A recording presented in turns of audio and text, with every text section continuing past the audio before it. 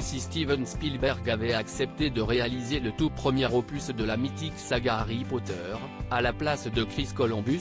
Le grand réalisateur américain a révélé la raison qui l'a poussé à refuser de porter sur grands écrans le chef-d'œuvre de J.K.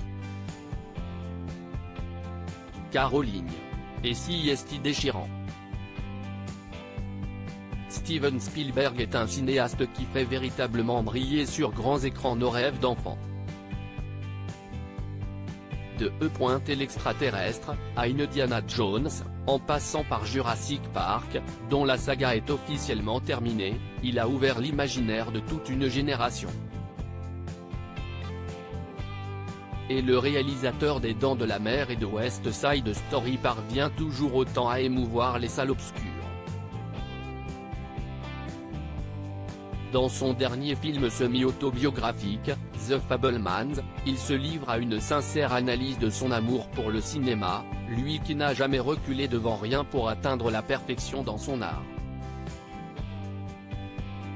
Seulement voilà. Saviez-vous que Steven Spielberg, l'un des plus grands réalisateurs de notre temps, aurait refusé de prendre les commandes de la réalisation du premier tome d'Harry Potter? Il aurait pu signer l'École des sorciers, à la place du cinéaste Chris Columbus, qui a réalisé, entre autres, Maman, j'ai raté l'avion, et Madame Doubtfire. Pourquoi il a refusé de réaliser Harry Potter à l'École des sorciers? Alors pourquoi le réalisateur n'a-t-il pas voulu du film Harry Potter à l'École des sorciers, avec ses si talentueux acteurs britanniques? La réponse est toute simple.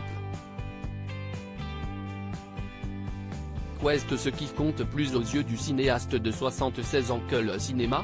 La famille.